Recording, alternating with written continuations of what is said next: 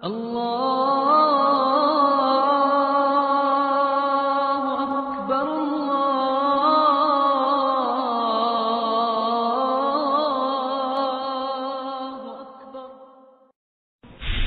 گھر میں کتا، تصویر اور جنبی یہ تین ہوں وہاں رحمت کا فرشتہ نہیں آتا۔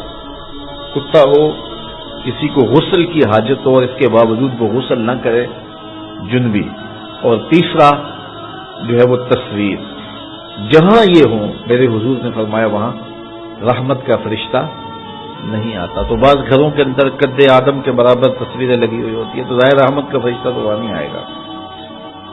اور پھر یہ تصویر کسی تقدس مآب ہستی کی ہی کیوں نہ ہو تو پھر بھی اس سے گریز کرنے کا کہا گیا ہے۔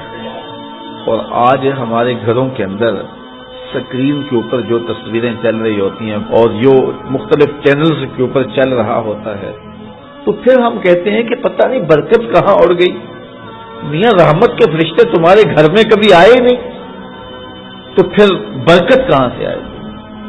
پہلے مال تھوڑا ہوتا تھا، پیسے لوگوں کے پاس اتنے نہیں ہوتے تھے، 100 روپے کا منہ کوئی دیکھتا تھا، لوگ پیدل سفر کرتے تھے۔ میں ایک دیہات کا رہنے والا ہوں، سارے لوگ پیدل شہر میں آتے تھے، لوگوں کے پاس دو سے زیادہ جوڑے نہیں ہوتے تھے، اچھا جوتا کسی کے پاس نہیں ہوتا تھا، شادیوں سے بڑے بھائی کا جوتا، چھوٹے بھائی کا جوتا، ایک دوسرے کے جوتے مانگ کے لوگ لے کے جایا کرتے تھے۔ اسکول کے بچوں کے پاس بہت ساری مائیں تو کچھ کھانے کے لیے دے دیتی تھی کہ یہ دوپہر کو کھا لینا، اور خرچی بھی بڑی معمولی سی ملتی تھی۔ اور آج ہر بچہ 200-300 روپے کا بیلنس روز جو ہے وہ موبائل پہ خرچ کرتا ہے، موٹر سائیکل کا جو ہے وہ تیل الگ خرچ کرتا ہے، اور جو اس کی جیبیں بھری ہوئی ہوتی ہیں، اور اتنا کچھ ہونے کے باوجود برکت نہیں ہے۔ برکت جو ہے وہ پیسوں سے نہیں آتی، جب رحمت کے فرشتے آتے ہیں برکتیں لے کے آتے ہیں۔ اور ہمارے گھروں کے اندر جو قدآور سکرینیں لگی ہوئی ہیں اس سے برکت اڑ گئی ہوئی ہے، اور اس پہ پھر کیا کیا دیکھا جا رہا ہے اور کیا کیا دکھایا جا رہا ہے، تو پورے ملک سے برکت اڑ گئی ہوئی ہے۔ پیسے کی فراوانی کے باوجود برکت باقی نہیں رہی ہے۔ کثرت کچھ چیز نہیں ہے، برکت کچھ چیز ہے۔ تو اللہ سے کثرت کی بجائے برکت مانگو۔ جب برکت مانگو گے تو تھوڑے میں بھی اللہ تمہیں وہ سکون اور طمانینت قلب عطا کر دے گا جو زیادہ والوں کو بھی نصیب نہیں ہوتا۔ تو اصل مقصود تو طمانینت ہے۔